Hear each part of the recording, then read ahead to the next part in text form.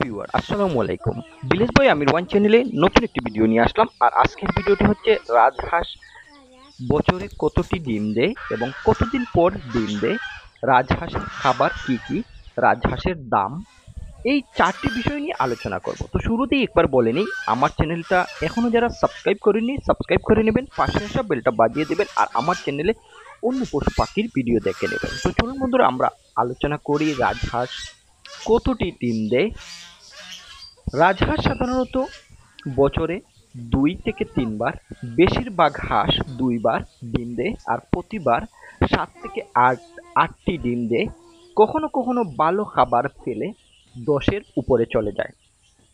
তো ভালো খাবার এবং ভালোভাবে লালন পালন করলে বছরে 3বারও কোনো কোনো হাঁস ডিম দেয়। তো বেশিরভাগ হাঁস বছরে 2বার ডিম দেয় আর প্রতিবার ডিম দেয় 7 থেকে 8টি, কখনো কখনো 10-এর উপরে। কতদিন পর ডিম দেয় রাজহাঁস, এই বিষয়টা অনেক ভিউয়ার জানতে চেয়েছেন আমার অনেকগুলো ভিডিওর নিচে কমেন্ট করে। সাধারণত রাজহাঁস বাচ্চা থেকে একদিন বয়স থেকে 1 বছর সময়ের ভিতরেই ডিম দেয়। কখনো কখনো দেখা যায় কোনো কোনো হাঁসের জোড়া 1 বছরের উপরে সময় লেগে যায় ডিম দিতে। আবার কখনো কখনো দেখা যায় ভালো খাবার এবং ভালো পরিচর্যা পেলে রাজহাঁস 8 থেকে 9 মাস অথবা 10 মাস বয়সেই ডিম দেওয়া শুরু করে দেয়।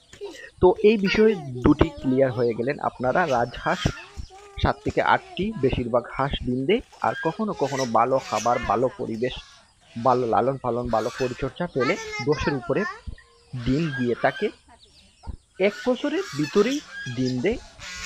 বেশিরভাগ হাঁস বছর পর 1 বছর পর অর্থাৎ 12 মাস, 11 থেকে 12 মাস বয়সে ডিম দেয়। আর ভালো পরিবেশ, ভালো স্বাস্থ্য, ভালো হাঁসগুলো 8 থেকে 9 মাসে সময় ডিম দেয়। রাজহাঁসের খাবার কি কি দিবেন, এই বিষয়টা অনেক ভিউয়ার জানতে চেয়েছেন। রাজহাঁস সাধারণত যে খাবার সবচেয়ে বেশি পছন্দ করে ঘাস এবং কচুরিপানা। জানি না কোন জেলাতে কি নামে এই কচুরিপানা কে বলে। এটা হচ্ছে পুকুরে যে গাছটা বেশি উঠে, ফেনাটা বেশি উঠে পুকুরে পানিতে, এই ফেনাটা রাজহাঁস এনে দিলে, রাজহাঁসকে এনে মাঠের মধ্যে দিয়ে দিলে রাজহাঁস ঘাস খেয়ে নেয়, গরু ছাগলের মতো রাজহাঁস। এই যে দেখেন রাজহাঁসগুলো ঘাস খাচ্ছে, দেখা যায় দিনের বেশিরভাগ সময়ই রাজহাঁস ঘাস খায়। আর দানাদার খাবার হিসাবে ধান, ভাত, গুঁড়া, গমের ভুট্টা, বাঙ্গা এইসব দিতে পারেন। তবে দেখা যায় যে ঘাসগুলো মুক্ত অবস্থায় লালন পালন করা হয় সেই হাঁসগুলোকে ঘাস এবং ফেনা, ধান, ভাত দেয়া হয়, কখনো কখনো কচুরিপানা এনে দেয়া হয়। আর গ্রামে যেটা সাধারণত দেশীয় হাঁস মুরগকে খাবার হিসেবে দেয়া হয় গুঁড়া, ধান বা ভাঙার পর যে গুঁড়াটা বের হয়, এখানে কুদি, চাল, ধান মিক্স করে এই খাবারটা রাজহাঁসকে দেয়া হয়। আর যদি আপনি রাজহাঁস খামারে লালন পালন করেন তাহলে এখানে ভুট্টা বাঙ্গা, গম বাঙ্গা, ধান মিক্স করে দিতে পারেন, তাহলে রাজহাঁসের খাবারটা হয়ে যাবে। তো বেশিরভাগ রাজহাঁস পালনকারী গ্রামে বসবাস করেন, তার বিধায় রাজহাঁস মুক্ত অবস্থায় লালন পালন করেন। খামারের তুলনায় রাজহাঁস মুক্ত অবস্থায় বেশি লালন পালন হয়।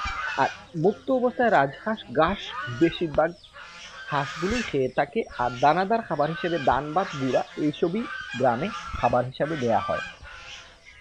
রাজহাঁসের দাম কেমন হয়, এই বিষয়টা অনেক ভিউয়ার জানতে চেয়েছেন। রাজহাঁস সাধারণত বাচ্চা অবস্থায় গ্রামাঞ্চলে দেখা যায় রাজহাঁসের বাচ্চার দাম, প্রতি জোড়া বাচ্চা, একদিনের বাচ্চা 1000 থেকে 1200 টাকা ধরা হয়।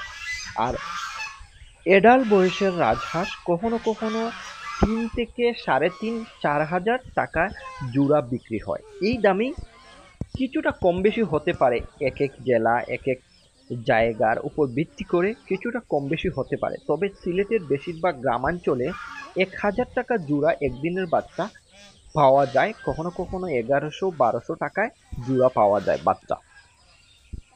এবার আসুন আমরা রাজহাঁস নিয়ে আরো কিছু আলোচনা করি। রাজহাঁস আমরা যারা লালন পালন করছি, ডিমের সময়, ডিম যখন দেয়া শুরু করবে অথবা ডিম দেওয়ার সময় হয়ে গিয়েছে আপনি মনে করছেন, এই সময় আপনি একটা ওষুধ দিতে পারেন রাজহাঁসকে, ইসেল। এই ইসেলটা যদি দেন তাহলে ডিমের জন্য খুব ভালো হবে এবং ভালো ভালো ডিম দিবে, হাঁসগুলো সুস্থ থাকবে, ভালো থাকবে। আরেকটা বিষয় দেখা যায় যে রাজহাঁস মুক্ত অবস্থার চেয়ে খামারে লালন পালন করা হচ্ছে ইদানিং বেশি। তো খামারে যারা লালন পালন করে তারা খামারে গম ভাঙ্গা, ভুট্টা ভাঙ্গা, ব্রয়লার ফিড দিয়েও লালন পালন করতে পারেন।